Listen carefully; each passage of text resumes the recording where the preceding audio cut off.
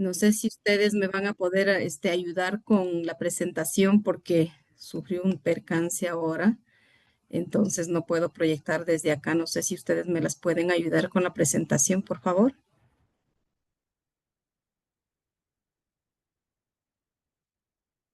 Bueno, mientras haya la presentación, no quiero desperdiciar el tiempo. Entiendo que las ponencias es de media hora o estoy equivocada.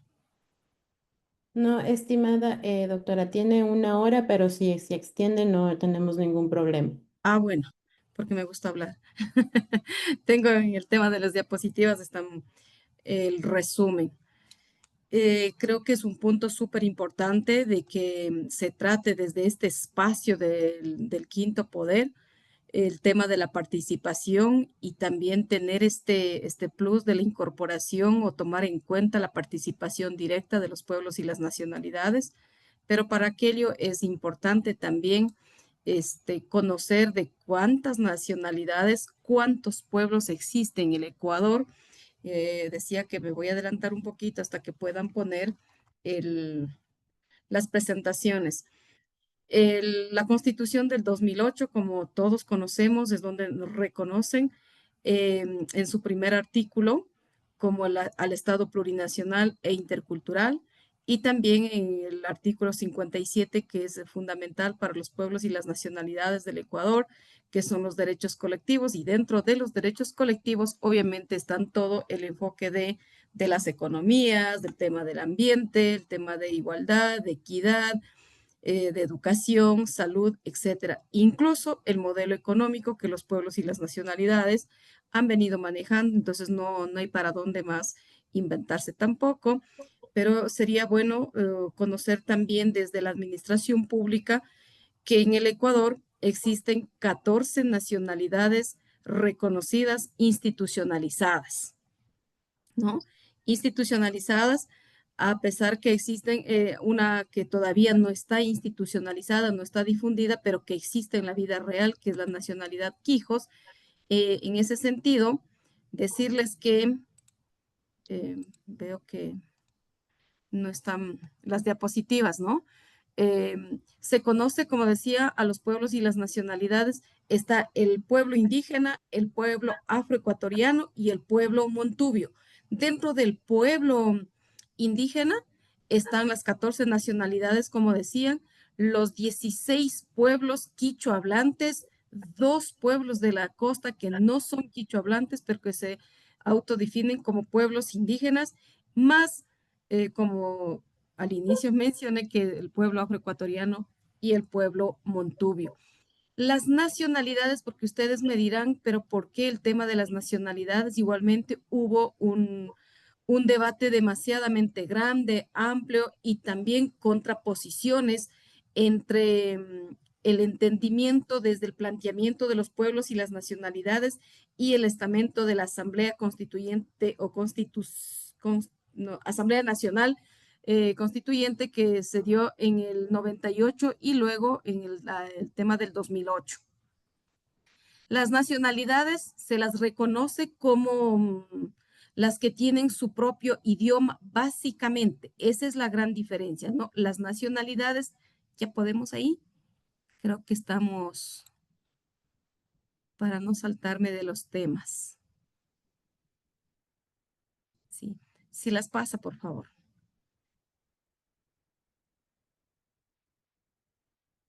Páselo, por favor. Justo, estamos ahí. Decíamos que, em, que es los tipos de participación, pero antesito, pásele esa lámina porque es necesario que en la administración pública podamos conocer. Aquí están los pueblos, ¿no? El pueblo montubio, afroecuatoriano e indígena. Es como para poder diferenciar rápidamente si son afros o si son montubios y les decimos son pueblos indígenas. Pero dentro de los pueblos indígenas están estas 14 nacionalidades como son los Achoa, los Daicofán, Andoa, Agua, etcétera, etcétera. Y la diferencia entre pueblo y pueblos indígenas y nacionalidades indígenas es porque las nacionalidades tienen su propio idioma y un territorio continuo. Ejemplo de los territorios continuos es que los compañeros Shuar están ubicados en la provincia de Morona, Santiago, en un territorio, ¿verdad? Al igual que la nacionalidad achuar o igualmente la nacionalidad sáchila, etcétera, etcétera. Pero, ¿y cuál es la diferencia con los pueblos? El pueblo chibuleo, cañari, caranqui, cayambe, etcétera, es que tienen cultura propio y un idioma también, pero no tienen territorios continuos. Estamos acentuados en distintos territorios. Esa es la diferencia. No sé si es que hasta ahí existe alguna pregunta. Digo, pongo esto en contexto y si me la regresa a la lámina anterior, por favor, porque la participación ciudadana, el control social, la veeduría, la contraloría social, depende, depende del contexto y desde qué enfoque se lo vea, porque las leyes están hechas de manera general, sin distinción, que pueden ser pueblos indígenas, pueden ser pueblos afros, pueden ser pueblos montubios, y cada uno de ellos con su autodeterminación pues tienen normas, reglas completamente propias. Sin embargo, estas están adaptándose y adaptadas también a las normas generales del país. ¿Qué tipo de participación es ideal para ustedes? No sé si las pueden registrar por ahí, porque al final podemos hacer un intercambio de ideas de cuál es el tipo de participación ideal que nos gustaría tener, qué es la democracia, y había explicado qué es el pueblo y qué es la nacionalidad. En la participación ideal les voy a dejar como una incógnita, ¿y qué es la democracia? La democracia representativa, los tipos de democracia que podemos hablar, es la democracia participativa, la democracia comunitaria, que ahora también se reconoce dentro de la ley de partidos políticos, y y el tema electoral, ¿no es cierto? También existe la colectiva y los vamos a ir viendo de a poco.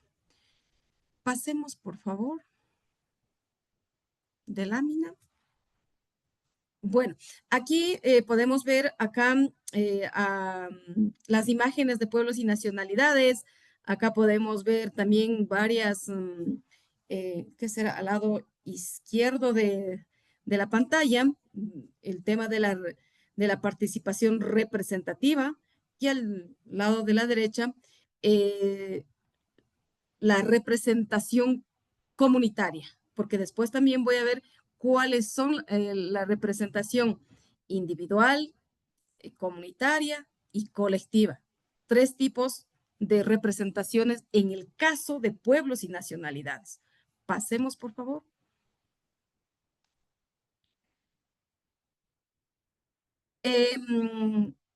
Me habían pedido tocar estos tres temas. He hecho ese antecedente, espero que haya quedado un poquito claro y si no, pues me pueden interrumpir y preguntarlo, no hay ningún problema. La inclusión de pueblos y nacionalidades en procesos de veeduría es un tema. El otro tema, saberes comunitarios y territoriales para la vigilancia y las experiencias exitosas a nivel local. Pasemos, por favor.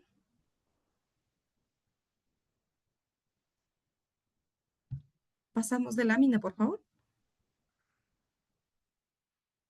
Eh, no, vamos a la primera. Perdón. La inclusión de los pueblos y las nacionalidades en el proceso de veeduría.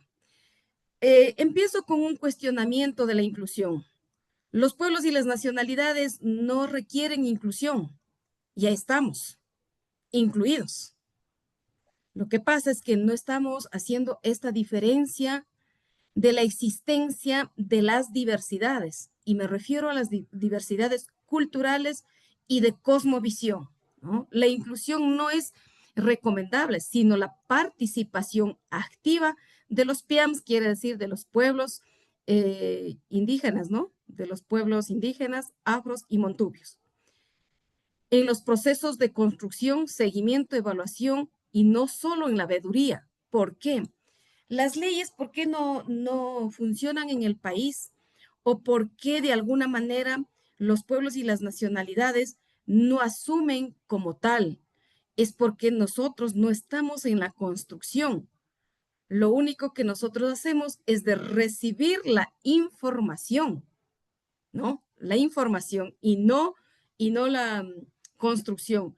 Cuando uno construye, debate, aprueba, etcétera, lo que hace es asumirlo como propio, como mío, algo que me interiorizo y eso es lo que protejo, lo que practico, lo que ejecuto, ¿no?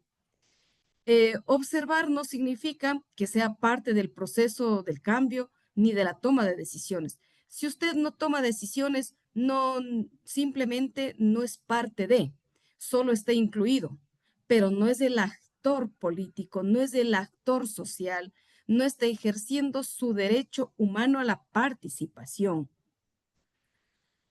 Por eso hay esta discusión, este análisis, esta reflexión sobre qué es la inclusión. O sea, no necesariamente hay que incluir todos. Por ejemplo, aquí hay una fotografía que ustedes la pueden mirar en el tema educativo, ¿no es cierto? Aquí está incluido uno de los pueblos, tres personas, incluidos de pueblos y nacionalidades. Están incluidos, pero van a un mismo sistema de educación sin identificar esas particularidades. Por tanto, si estoy participando, si estoy mirando este proceso, estoy aprendiendo este proceso, pero fuera de la cosmovisión de los pueblos o de esa visión que podría ayudar de alguna manera a la gobernabilidad en el territorio, que es importante. El tema de la gobernabilidad, la democracia, la participación social, la veeduría y el control debe ser conjunta, equitativa y lo que es más, tomando decisiones de manera conjunta. No sé si pasamos, por favor.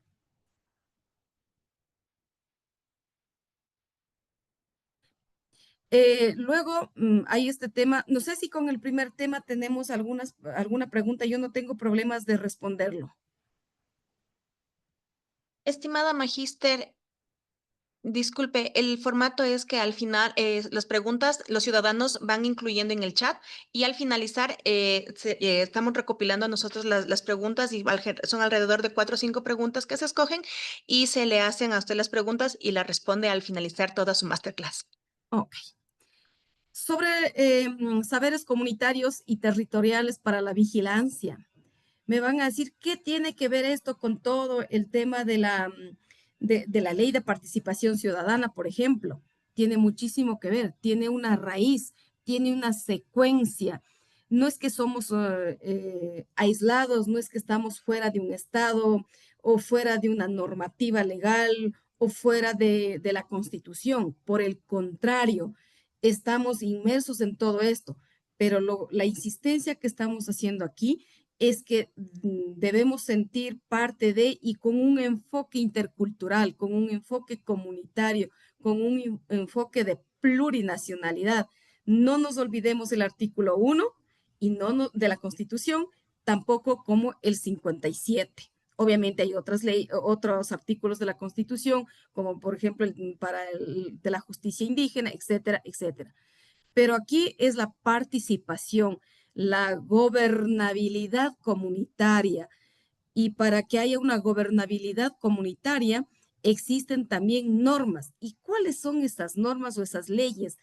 Esas normas y esas leyes, sobre todo, a más de un reglamento, a más del estatuto, que pueda tener una comunidad, una asociación, un pueblo, una nacionalidad, es la normativa moral, es la normativa moral. Y la institucionalidad de la participación y de la veeduría en los pueblos y las nacionalidades están institucionalizadas, ¿no? La institucionalidad familiar, la familia nuclear y la familia ampliada es donde cumplimos las normas. Yo voy a poner un ejemplo. Cuando existe un matrimonio, algún inconveniente, la norma es que tiene que convivir bien para el agi causa o el summa causa. Pero ¿quién hace la vigilancia a que vivan bien? A que no haya discusiones. La vigilancia y la veeduría los hace la familia. Y la familia no solamente es la mamá, el papá o los hermanos, es la familia nuclear y la familia ampliada. En el momento que hay una discusión, no es que se reúne únicamente la pareja, el papá y la mamá, sino se reúne toda la familia para ver qué es lo que pasó, dónde, dónde se fue quebrando o dónde se fue quedando esa norma moral, ¿no? También para el bienestar en el tema de educación, cuando un hijo es abanderado de pueblos y nacionalidades, ¿no es cierto? Ahí la familia es la que le acompaña, la familia es la que le da la bendición, la familia es la que programa el evento, la familia es el que aporta porque hay que dejar un recuerdo, lo que sea, en la escuela o en el colegio. Es una norma más eh, de valores, ¿no? Más que normas de, de decir qué es lo bueno o qué es lo malo, no sé cómo decirlo este término, pero no solamente es la moral, digamos, ¿no? Pero es esta convivencia, este acercamiento. Pero no solamente se queda ahí con los pueblos y las nacionalidades. También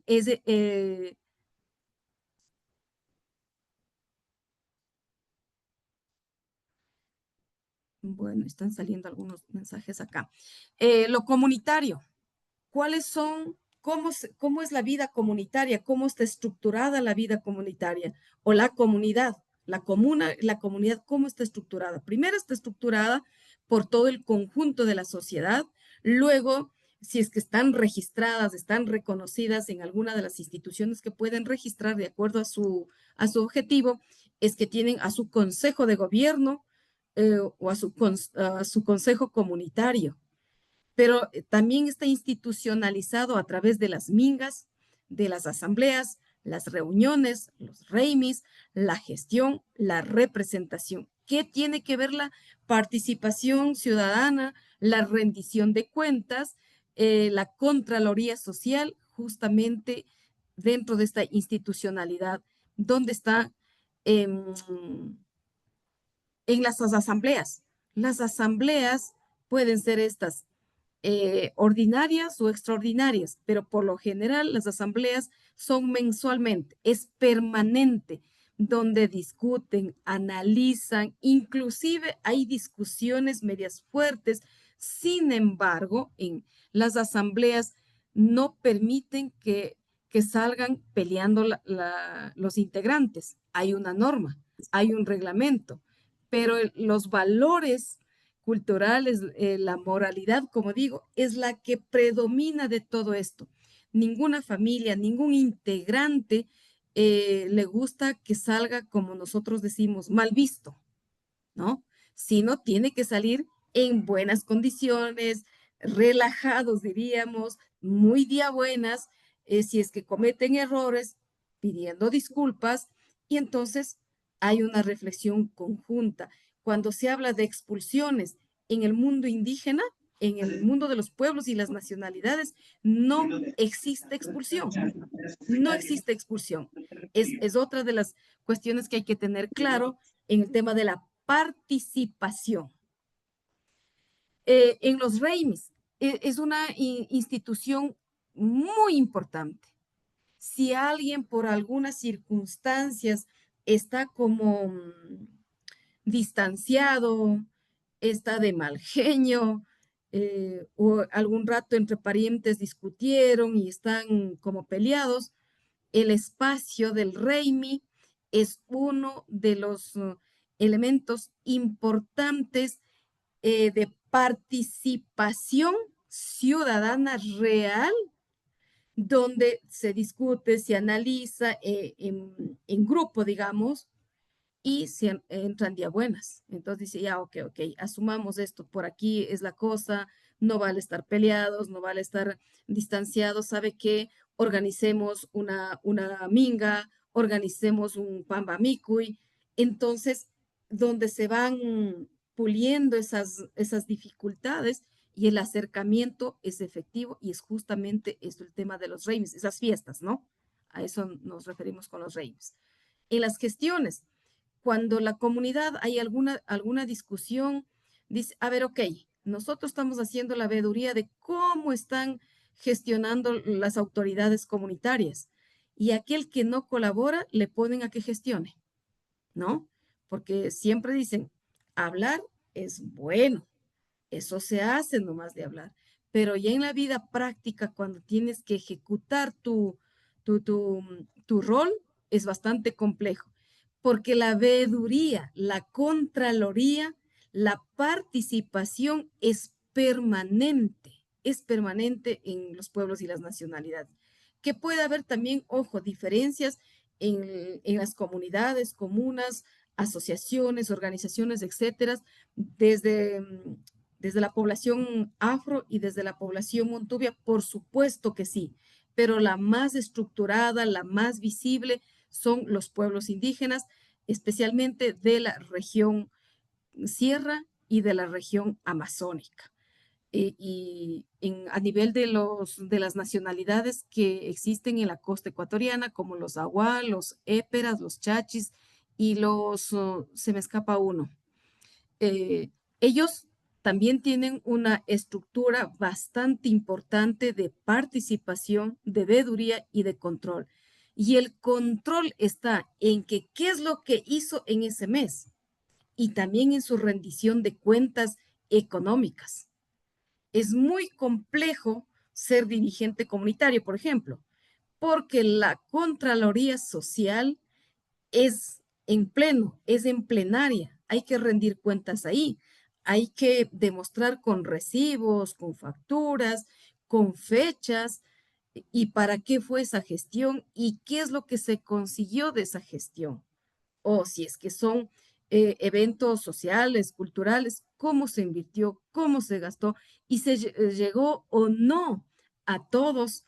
eh, el tema de la comida comunitaria, por ejemplo, cuando uno se hace las compras, digamos, y se prepara, entonces uno tiene que demostrar si de alguna manera lo recibieron equitativamente todos, porque son las reglas y las normas.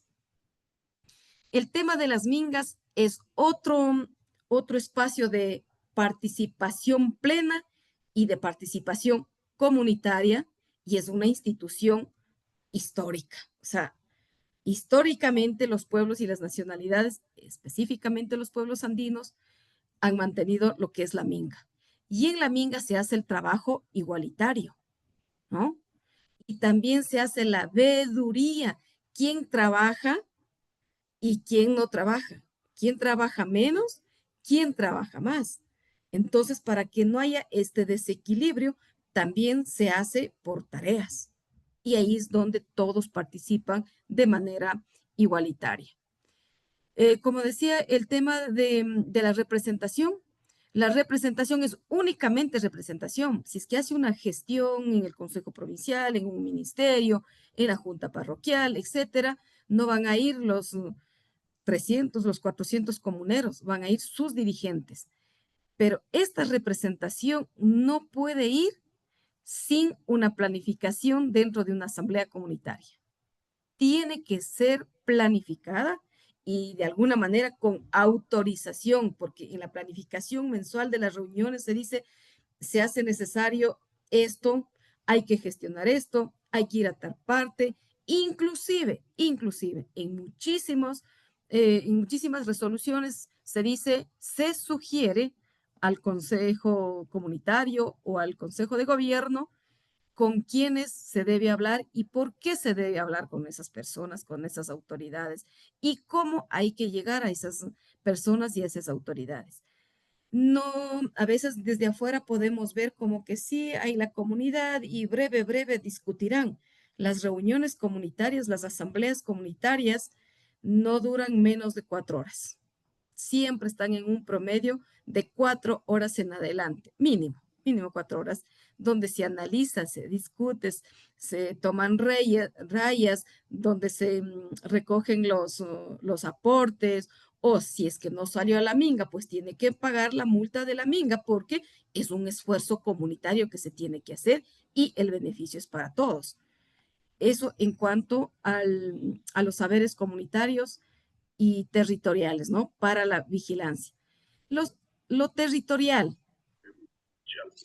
me van a decir, o sea, cómo es que es la vida comunitaria y el tema de los territoriales. Para los perros.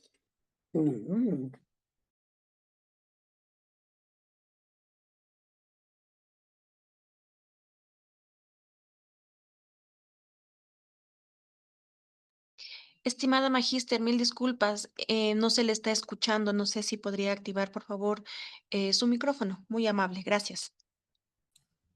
Perdón, no sé hasta dónde me escucharon. Se fue el micrófono. Ahí ya tenemos el audio, muy amable. Ya, no sé hasta dónde me escucharon. Hasta la participación comunitaria, la institucionalidad de las Iba a mingas. Sí, iniciar justamente hasta territorial. ahí. Ujú. Ya, Iba a bueno, iniciar territorial. ya, la representación territorial, perfecto. Yo hace rato decía que el tema comunitario es donde hay la participación o donde están concentrados esas 80, 100, 150 familias de alguna manera, de manera conjunta, ¿verdad? Esa es la comunidad y es donde se desenvuelve la vida comunitaria, las mingas, etcétera. Pero como ustedes pueden ver en la fotografía, la, la territorialidad es mucho más grande. Voy a poner un ejemplo. El pueblo panzaleo no tiene solamente la representación comunitaria, tiene la representación territorial. O las mingas comunitarias, muchas de ellas rebasan en el tema territorial. La fotografía puede demostrarlo claramente. Vienen desde comunidades altas hasta la comunidad baja, haciendo la minga de la apertura y limpieza de una acequia del sistema de riego. Ahí no solamente participa la comunidad tal, sino participan las comunidades de ese territorio, porque de alguna manera esa acequia, aunque no lo puedan utilizar el agua, pasa por su comunidad y necesitan conservar para que no caigan los animales, tal vez una desgracia humana, etcétera. Entonces, eso es una actividad, en cambio, territorial, donde participan otras comunidades. Ya se engrandece y no queda únicamente en el territorio comunitario, sino de manera territorial. Bueno, la gestión decía que la gestión no se puede hacer de manera individual, no porque el dirigente dice, se me ocurrió pedir una iglesia, se me ocurrió hacer la gestión para que, no sé, para que venga el tractor. No, la gestión es una demanda desde el pleno de la asamblea, desde la participación práctica de todos o de la mayoría de sus integrantes, porque a veces a las asambleas piden permiso, no están, si son 80, llegan 70, 75, porque hay algunas cosas, ¿no? Y ahí podemos, no podemos decir que son la totalidad, pero sí la gran mayoría. Ellos son los que dicen qué es lo que hay que hacer, cómo es lo que hay que gestionar. No sé si pasamos a la otra lámina, por favor. Lo territorial, como decía, es de los pueblos, nacionalidad. Las normas de comportamiento son mucho más amplias, ya no solamente comunitaria. La vigilancia ya no queda solamente en la comunidad, sino ya pasa la vigilancia al territorio, ¿no? Si es la zona de Toacaso, es la zona de Toacaso. Si es la zona de Pilahuen, es la zona de Pilahuen. O si es la parroquia Cacha, no solamente es la parroquia como el centro urbano, sino de todo el territorio del pueblo Cacha, por ejemplo. Perdón, del territorio Cacha. Las normas de comportamiento igualmente es territorial, ya no queda solamente en la comunidad. Las normas de comportamiento, si de repente hubo un robo ya no participa solamente la comunidad, participa el territorio, es decir, el resto de las comunidades que están ubicados a nivel de ese territorio. La solidaridad rebasa lo comunitario, rebasa el tema de la familia nuclear, se vuelve territorial. O lo podemos en estos últimos días que hemos vivido. La solidaridad, la reciprocidad rebasa el tema comunitario y se convierte en territorial. El interés común es uno de los, es el plus o es el objetivo, la defensa del interés común que también se hace ya a nivel territorial. Una fiesta de una comunidad, no solamente participa la comunidad, sino el territorio, es decir, las comunidades que están ubicadas en ese gran territorio, en esas grandes familias comunitarias. Para construir una carretera es a nivel territorial. Para el tema del agua, a nivel territorial, pero con normas claras y con una participación activa. No es que dice, es que si no vas mañana, te pongo 20 de multa. Esto es una participación directa, se puede decir, aunque eso está en la cuestión de la democracia representativa o en la democracia de participación directa, pero aquí la participación del territorio es completamente voluntario porque nace de la necesidad y que esa necesidad te va a responder al territorio. Entonces ahí no hace falta de que apliques el reglamento, el estatuto o que impongas multas, porque es de un interés territorial. O si, por ejemplo, el tema del agua, la protección de los páramos. Entonces, no solamente hace un sector, una asociación, una comunidad, la defensa se lo hace a nivel territorial. Los consejos de gobierno comunitario. Ellos dirigen, sí, dirigen. Controlan, sí. Observan, de hecho. Gestionan en función de la normativa y de acuerdos de los comuneros, de los socios o los integrantes o los filiales, en el caso de las organizaciones de segundo grado. No es dirigente, por más dirigente de la organización de segundo grado, las de segundo grado están compuestas por, no sé, 10, 20, 30 comunidades. A ellas se les denomina como organizaciones de segundo grado, ¿no? Ahí deciden todos los dirigentes de esas comunidades para que en este caso, las filiales puedan tomar esa decisión y autorizarlos. Es el Consejo de Gobierno, ¿no? Las filiales, en el caso de las organizaciones de segundo grado, son las filiales, dicen ok en sus asambleas mensuales o semestrales o trimestrales, dependiendo cómo lo realicen, planifican y toman las decisiones. Y también por eso muchas de las decisiones no se hace muy rápido, se demoran en tomar las decisiones porque la participación real de la gente, a más de que tenemos que esperar que haya la mayoría, se somete a debates. La participación no solamente es presencia, no solamente es que, bueno, estoy aquí presente, no. Es debate, análisis, resoluciones. Y si es que alguna comunidad o algún dirigente o algún integrante de la comunidad no toma la palabra, la obligación, digamos, del pleno es hacer hablar a todos para que puedan tener su propio criterio, su propia opinión y que las resoluciones que se saquen después no diga que yo no las tomé o que yo no estuve de acuerdo. Entonces, por eso entenderán que los debates, las reuniones comunitarias o de las organizaciones o de las nacionalidades es con bastante tiempo. O sea, se demora en debatir. Incluso la dirigencia tiene que tener muchísima resiliencia para poder escuchar una y otra vez, porque hay muchos compañeros y compañeras que repiten incluso los temas una y otra vez. La autoridad comunitaria tiene que tener ese nivel de resiliencia y ese nivel de comprensión para poder recoger lo que lo que están diciendo o lo que están proponiendo, en este caso, los integrantes de la comunidad o los integrantes de una organización. Con esto, lo que quiero decir en esto de la participación comunitaria y territorial, la participación de los comuneros es bastante complejo, no es nada fácil, no.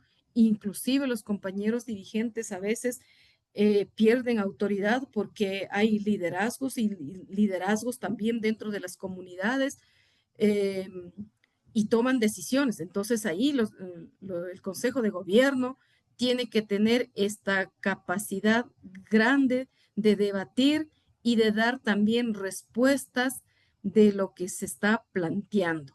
Si no hay una respuesta adecuada, una respuesta contundente, o que no se los diga incluso en los términos que la gente comprenda, ¿no es cierto? Las palabras, utilizar palabras muy técnicas también se complica y puede ser que la resolución dé otro sentido y no de lo que han planteado. Entonces, ahí la responsabilidad del Consejo de Gobierno, no solo del presidente, sino del vicepresidenta, del secretario, secretaria, tesorera, vocal, etcétera, tienen que ser bastante claros, bastante contundentes, que puedan resumir la reunión de 6, 7, 8 horas, quizá a una acta de 4 hojas, de 3 hojas, de 5 hojas, ¿no? Y sobre todo el tema de las resoluciones. Si pasamos a la otra lámina, por favor. Las experiencias exitosas a nivel local. Bueno, ahí he puesto algunas cosas, podría un poco estar sesgado, obviamente, y lo estoy haciendo desde donde soy, desde donde vivo, desde donde actúo y donde hay esta experiencia, ¿no? Voy a ser un poco específica en este caso, las experiencias exitosas a nivel local. La UNOCAN es una de las organizaciones de segundo grado, que quiere decir Unión de Organizaciones Campesinas del Norte de Cotopaxi, que está ubicado en la parroquia de Toacaso, Cantón Latacunga. Dale. Es una organización de segundo grado, filial del MIG, filial del Ecuarunari y filial de la CONAIE. ¿Qué es lo que se hace? ¿Cuál es la participación? ¿Cuál es el éxito, digamos, de la participación y de la veeduría y del control que ejercen los integrantes, las comunidades filiales a esta organización de segundo grado? Primero, ellos planifican todos. Luego viene la gestión y a todo esto hacen veedurías mensuales. Por eso no hay para dónde escapar. Los dirigentes tienen que cumplir sí o sí sus planificaciones, porque llega el mes y tiene que rendir cuentas. Tienen que hacer la veeduría, si cumplió o no se cumplió con la planificación, qué resultados tenemos y estos resultados, qué impactos tienen. Pueden ser las veedurías, como decía hace rato, pueden ser mensuales, semestrales, bianuales o cada 4 años. En el caso nuestro es mensuales, cada 2 años y cada 4 años. En los 2 años lo que se hace es una evaluación, una veeduría, un control social si cumplieron o no con los mandatos del Congreso, porque el Congreso se hace cada 4 años. En el Congreso es donde se elige la directiva o al nuevo Consejo de Gobierno de esta organización, pero previo un análisis, previo una evaluación, previo a la rendición de cuentas, previo al informe de lo que han realizado en los 4 años, a pesar que han informado mensualmente, incluso informaron en los 2 primeros años, es decir, en el periodo, a la mitad del periodo. Sin embargo, a los 4 años tiene que volver a hacer todo este ejercicio donde participan representaciones de las 33 comunidades. Siempre están rebasando en un congreso no menos de 200 personas, por ejemplo. Es un espacio súper grande, amplio, también de alta discusión, de altísima discusión, de altísimo análisis, y de eso depende, obvio, el tema de las resoluciones. Y el último punto, obviamente, es la elección de su nuevo consejo de gobierno. Ellos entran con todo el bagaje que dijeron y con lo que no han cumplido la dirigencia anterior, ellos tienen que asumir y hacerlo obviamente de la mejor manera. Si no, son cuestionados, son evaluados permanentemente. La otra experiencia de participación y control social es del tema de las cajas solidarias, en este caso la comunitaria que es de Santa Fe. Son pocos socios. Alguien creería que es más fácil tener control. No. Y cuando uno maneja recursos económicos es mucho más complejo. Se requiere de mayor responsabilidad, de precisión. Los socios legalizados, ¿no es cierto? Los socios legalizados tienen también su rol. La directiva tiene que estar registrada, cumplen su rol normativo en este caso. Hay los aportes mensuales que se hacen. Aquel que no aporta mensual, por alguna circunstancia se olvidó y no trajo los $5 para aportar. Pongo un ejemplo. Esto es muy a nivel de valores, digamos, a nivel de lo que es comunitario, no puede quedar mal la persona. Tenemos que hacer todos los esfuerzos para aportar todos y estar al día y estar iguales. Los créditos. Se emiten los créditos de acuerdo a la normativa de la participación y la veeduría, incluso de ese instante. Vemos que una compañera o un compañero requiere o está atravesando algún problema. Entonces, llegamos a romper incluso las normas, como es el reglamento, sino en ese momento aparece ya la normativa de los valores, de la reciprocidad, de la solidaridad. Entonces, tiene preferencia, digamos, este compañero o compañera, la que está pasando por una situación no muy positiva. Entonces, aquí las reglas, las normas no siempre están escritas en piedra. Y eso es lo que la sociedad, los estados también tienen que hacer esa relación con los pueblos y las nacionalidades. Efectivamente tenemos una ley madre que es la Constitución política, exactamente, pero la misma Constitución nos permite estos otros derechos, estas otras normativas, ¿no? Estas otras reglas. Es importante tener ese conocimiento y como todos deciden, como todos analizan, como todos resuelven, la morosidad es cero, ¿no? Las multas por reuniones no existen, a pesar que está en el reglamento, pero en la vida práctica no están estos. Incluso para los atrasos también hay un reglamento, ¿no? Si atrasas un cuarto de hora, si atrasas una media hora, 50 centavos, 25 centavos, ¿no? Pero más pudo el acuerdo, la decisión y el análisis conjunto que la hemos tenido y nos respetamos y no existen esto de los atrasos. Claro, 5 minutos, 10 minutos, sí existe, pero todos no pasan de media hora, no, porque todos debemos estar a 1 hora para poder hacerlo rápido la reunión y dirigirnos a las casas, porque también tenemos muchas cosas que hacerlo allá. El cumplimiento de los reglamentos es importante. Lo moral, sobre todo, ante la asamblea. Porque si un compañero o compañera no pagó la cuota de ese mes, por algunas circunstancias, y paga mañana o pasado mañana, eso ya no es bien visto dentro de la asamblea comunitaria o dentro de la asamblea, en este caso, de la caja solidaria. Es así que todos ellos participan en la construcción, en los acuerdos, en las resoluciones, es decir, tomaron decisiones, no les dieron tomando las decisiones, tomaron las decisiones. Esta normativa de participación y de construcción y de veeduría a nivel de los pueblos y las nacionalidades tiene funcionalidad y tiene cabida en comparación a las normativas del país, ¿no es cierto?, que se construye a través de la Asamblea Nacional o a través de las ordenanzas a nivel local, de los niveles de gobierno. Lo único que hacen es únicamente socializar lo que ya está.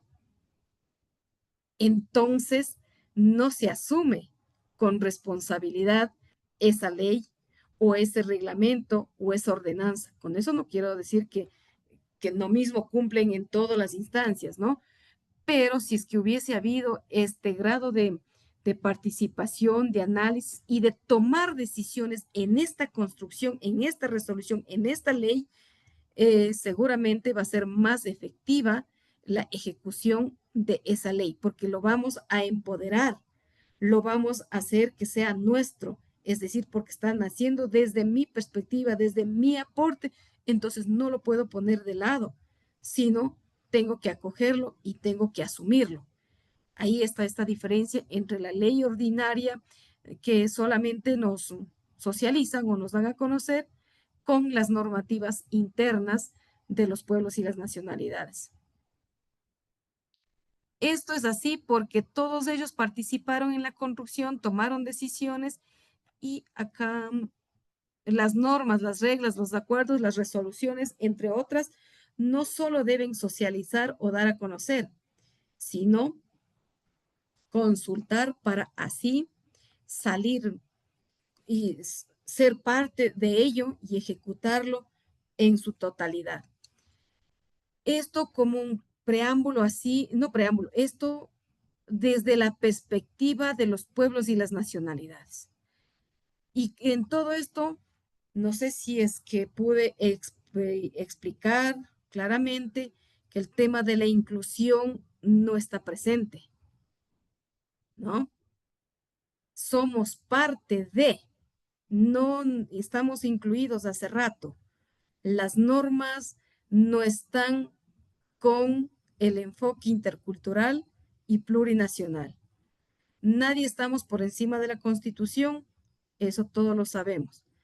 Pero también para esto de la participación y control social y la veeduría de los pueblos y las nacionalidades, se tiene que tomar desde este contexto de lo comunitario y de lo territorial.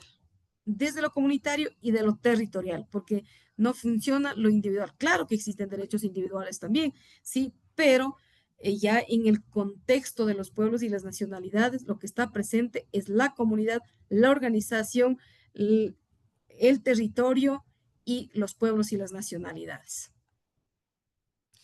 Si es que tenemos alguna inquietud también hasta ahí, por favor, creo que en la otra lámina ya concluimos, ¿verdad?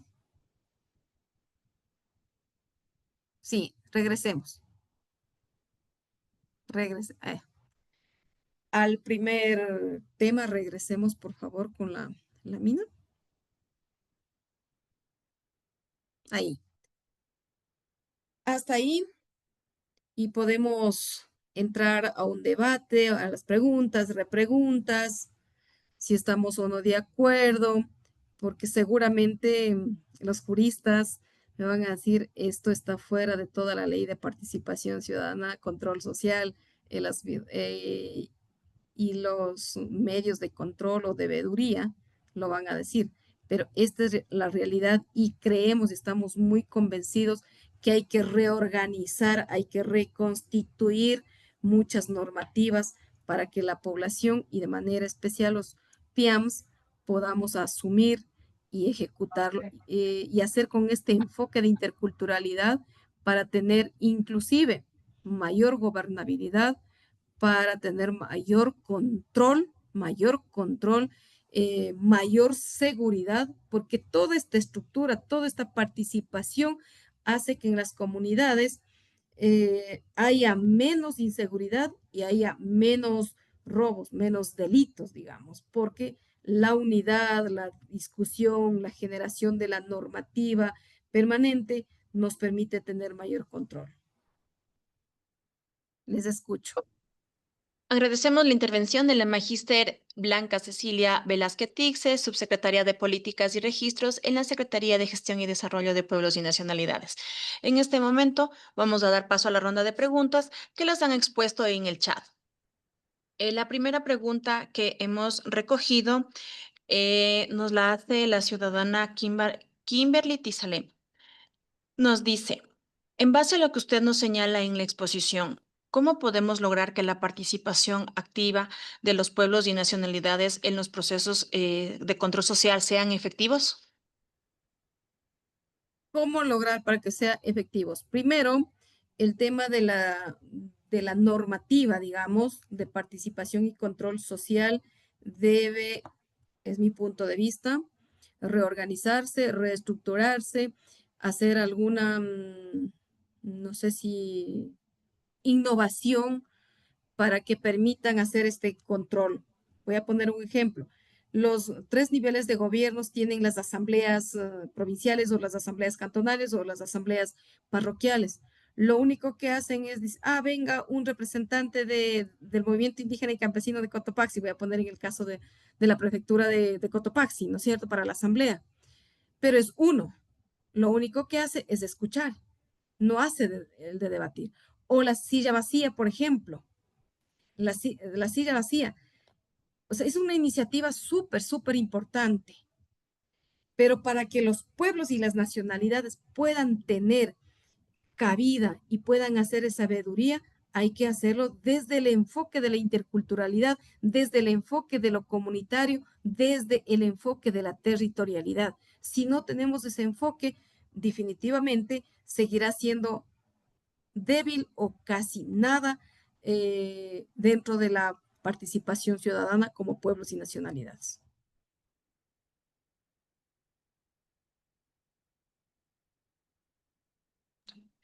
Muchas gracias, magíster. El ciudadano Roberto Hidalgo nos pregunta, dice, buenas noches, doctora. Quería preguntarle, ¿cualquier ciudadano puede autodefinirse como indígena o tener beneficios o sumar puntos en cualquier concurso de méritos y oposición o dignidad? La autoidentificación de los pueblos y las nacionalidades es colectiva e histórica. Y es por única vez, digamos, de alguna manera, y ahora hay la política de la autoidentificación en la cédula, que es el documento oficial, el documento visible, el documento que sirve para todo, ¿no es cierto? Así como dice si es que tiene alguna discapacidad, etcétera, o la donación de órganos, etcétera, sale en el tema de la cédula. Ahora también sale Blanca Cecilia Velázquez Tixe, de nacionalidad quichua, del pueblo panzaleo. Quichua es la panzaleo. Mañana no me gusta ser panzaleo y me autoidentifico como afro. Eso no ocurre. Eso no ocurre porque es una herencia histórica de autodefinición colectiva e histórica. Repito, no, o sea, no cualquier ciudadano se puede convertir en indígena o convertirse en afro o convertirse en montubio. Y efectivamente podemos tener algún lío dentro de la autoidentificación con el pueblo montubio, porque, digamos, del proceso histórico que tienen ellos es bastante difícil en su estructura. Y efectivamente, ellos también se han empoderado en este tema de la autoidentificación. Ahora podemos ver en el tema de la cedulación y coincide en cambio con el INEC, ¿no? Porque en el INEC ellos tienen un porcentaje del 7.7% de la población montubia autoidentificada. Y si es que en la cedulación me rebasara muchísimo y me difiere de eso, habría que revisarlo, pero no pueden autoidentificarse, no deben, de poder Sí, sí, no deben autoidentificarse. yo quisiera, si me Porque se me ocurre. permitieran, Estimado, por intervenir en favor, esta. buenas eh, noches. Respetemos el formato. Estamos es del formato pregunta-respuesta con en este caso con la expositora. Las preguntas han sido expuestas en el chat. Así, Por como, favor, como era sobre el respetemos mismo caso, para todos los ciudadanos claro, es exactamente el mismo. Por favor. claro, como era el mismo caso Gracias. que planteó mi compañero, Sigamos, por favor, si es que es magíster. Disculpe, permitido, muy ¿no? amable. Gracias.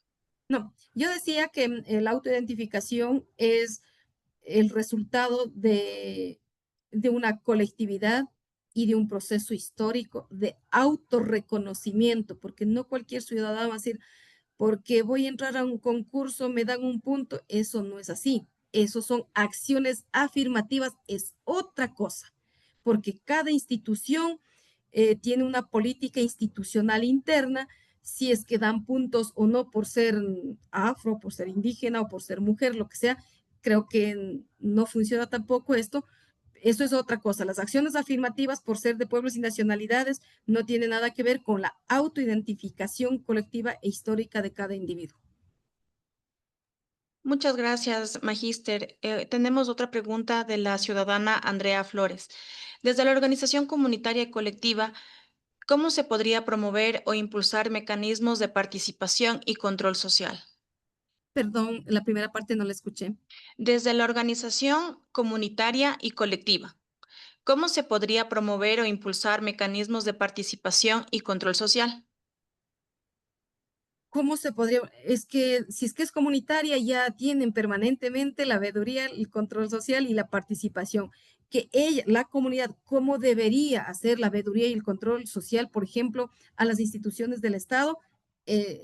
Debería ser, obviamente, ahí no mi recomendación. Nuestro deber como ciudadanos, como pueblos y nacionalidades, es que siempre hagamos esta veeduría y de decirlos. Lo único que pedimos es que creen los mecanismos más cercanos, los mecanismos más adecuados, donde los pueblos y las nacionalidades puedan tener su intervención directa en la construcción de ese proceso de veeduría, de ese proceso de control. Gracias. La ciudadana Kenia Flores indica, buenas noches, ¿cómo se puede garantizar el acceso al agua en las comunidades y nacionalidades a fin de que no suceda lo que ya aconteció en la comunidad Siona? Eh, de la comunidad Siona, no conozco cuál es la situación que ha pasado, pero ¿cómo acceder? No, es que cuando eres parte de la comunidad, cuando eres parte del territorio, cuando eres parte de la organización o del pueblo, la nacionalidad, todos tenemos ese derecho. O sea, no hay ninguna razón para que no accedan al agua. No, o sea, eso sí es colectivo y comunitario a la vez, y es un derecho humano. No, ahí no hay reglas, no hay normativa para decir, oigan, usted no tiene el agua, usted tiene 1 hora, usted tiene 2 horas.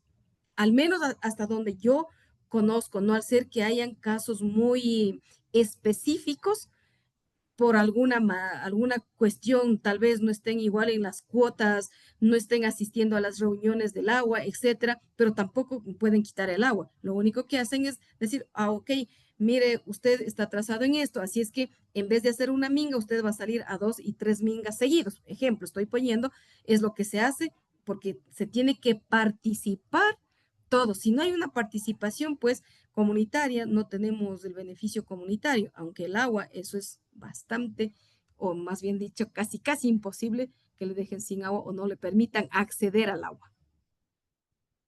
Gracias. Tenemos la pregunta del ciudadano David Suárez. ¿Cómo articular los espacios de saberes ancestrales tradicionales como mecanismos de control social promovidos desde la institucionalidad a estructuras externas? Bueno, es tan larga la pregunta, lo único que digo ahí es que, como había dicho, la minga es la parte institucional de pueblos y nacionalidades, las asambleas, las reuniones, los congresos, los encuentros, los intercambios de experiencias, son institucionalidades que tienen los pueblos y las nacionalidades. Ejemplo del Consejo de Participación Ciudadana y Control Social. Es un quinto poder aparentemente nuevo en el Ecuador, ¿no es cierto? Pero los pueblos y las nacionalidades ya lo veníamos haciendo desde hace un montón de años. Pero cuando esto se reglamenta o cuando esto se convierte en ley o en una normativa, pierde esa esencia de participación, al menos desde el enfoque de los pueblos y las nacionalidades. Pierde porque también la ley lo que hace es para todos, sin tomar en cuenta estas otras diferencias, estas otras culturas, este otro tipo, digamos, de alguna manera, de ciudadanos y de la manera de ver de cómo hacer la veeduría. En la Asamblea Nacional podemos ver cuando hay las comisiones generales. Son comisiones generales, no son vinculantes, por ejemplo. O la consulta prelegislativa, no son vinculantes. Entonces ahí la normativa no está hecho con ese enfoque y es lo que hay que debatir. Creo que eh, podemos tener buenas perspectivas a través de nuestras representaciones, tratando de hacer en la práctica lo que es el Estado plurinacional e intercultural, porque si no se tiene claro eso, bastante difícil que también las leyes puedan responder o las normativas puedan responder a esas realidades. Gracias, Magíster. El ciudadano Javier Aguilar eh, nos pregunta, ¿usted cree y considera que las cajas solidarias deben estar registradas con el respectivo control en la Superintendencia de Economía Popular y Solidaria, SEPS?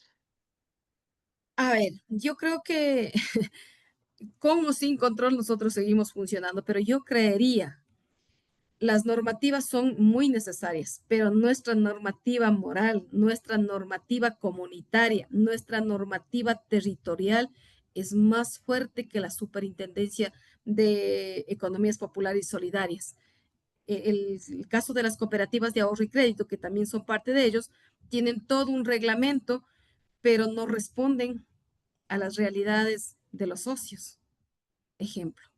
Entonces, las cajas solidarias son, su nombre dice solidarias, que están controladas en el campo de la autodeterminación, en este caso, de pueblos indígenas. Agradecemos a la magistra Blanca Cecilia Velázquez Tixe, subsecretaria de Políticas y Registros de la Secretaría de Gestión y Desarrollo de Pueblos y Nacionalidades, por su valioso aporte en esta quinta sesión de Masterclass. Recuerden que al finalizar las 8 masterclass se les entregará un certificado de participación a todos los asistentes. Invitamos a seguir nuestras redes sociales para que se mantengan informados de las fechas, horarios y temas de nuestras próximas masterclass virtuales y que puedan asistir a las mismas. Le agradecemos mucho, Magíster, por esta gran exposición y por responder las inquietudes de la ciudadanía. Recuerden que la participación ciudadana es fundamental para construir una sociedad justa, transparente, inclusiva y equitativa. Muchas gracias a todos por su presencia. Muchísimas gracias y una buena noche. Muchas gracias. Gracias a todos. Una Muchas buena noche. linda noche a todos. Gracias. Gracias a todos. Gracias a todos, muchísimas gracias. Excelente. Buenas noches, compañeros. Muchísimas gracias. Muchas gracias. Muchas gracias, una excelente exposición. Muchas gracias. Gracias. Hola, hola, buenas noches. Gracias. ¿Cómo Noches para todos. está, Esperancita? Hola, hola. Guillermina, qué ¿Cómo estás? alegría verla, Guillermina. Hola, Cecilita, un abrazo Qué desde be- Napo. qué alegría a los años, aunque A sea los por este medio. años. Ah, claro, conociendo más de nuestras nacionalidades, chéveres. Bueno, un poquito. Sí, sí, sí, acá siempre estamos compartiendo con nuestros pueblos. Qué chévere, qué chévere. No sabía que Sí, estaban sí, sí. toda la ciudadanía, me parece interesante. Espero Lindo que esté en ese haberles, cargo importante, Cecilita. más que el cargo, a compartir las experiencias que me parece súper Es importante. lindo. Ojalá haya quedado un poquito de un mensaje en No, la sí, ciudadanía. pues, es bueno Estimada saber todo Cecilia, lo que desde es. Loja le saludamos cordialmente. Loja, ¿quién es de Esteban Loja? Sarmiento. ¡Ay, Esteban! Oiga, qué Mi barbaridad, qué estimada sorpresa. Cecilia, mire, le quería hacer la siguiente pregunta, aunque usted ya nos contestó, ¿no? Tenemos un caso aquí bien interesante en Loja, ¿Ya? que una ¿Ya? persona se ¿cómo sería? Se Autodetermina. Autodefinió, ¿no? autoidentificó. Como Montubio, para que ser nombrado miembro del Consejo Cantonal de Protección Integral de Derechos representando a pueblos y nacionalidades, ¿no? Y entonces estamos en este proceso de investigación, se puede decir, y sacar un informe para ponerlo en el tapete del propio Consejo, porque de la normativa y lo que tenemos entendido no es legal digamos, esta herramienta que ha utilizado este ciudadano, ¿no? Entonces eso es lo que quería comentar y Claro, preguntarles. de hecho, en tantos va a haber alguien que violente, digamos, este proceso sagrado de la autoidentificación histórica, cultural de algún ciudadano. Uno tenemos también que pasó en Morona Santiago y él creyó que autoidentificándose y va a obtener algo de beneficio y después deja de ser indígena, deja de ser shuar, porque eso es lo Claro, que pasó. claro, más o menos, Pero ¿no? le fue muy mal porque él hasta morir será shuar. Se autoidentificó, no vamos a Ah, estar cambiando a cada rato en la cédula. O sea, esa es la condición del proceso de la autoidentificación. claro. Y se supone, según lo que estábamos leyendo en la página de la Secretaría, es que para uno poderse autodefinir o para tener el aval en determinada institución pública, tiene que presentar un documento de la comunidad que avalice que es parte de ese pueblo nacionalidad. Es así, Cecilia, ¿verdad? En el caso de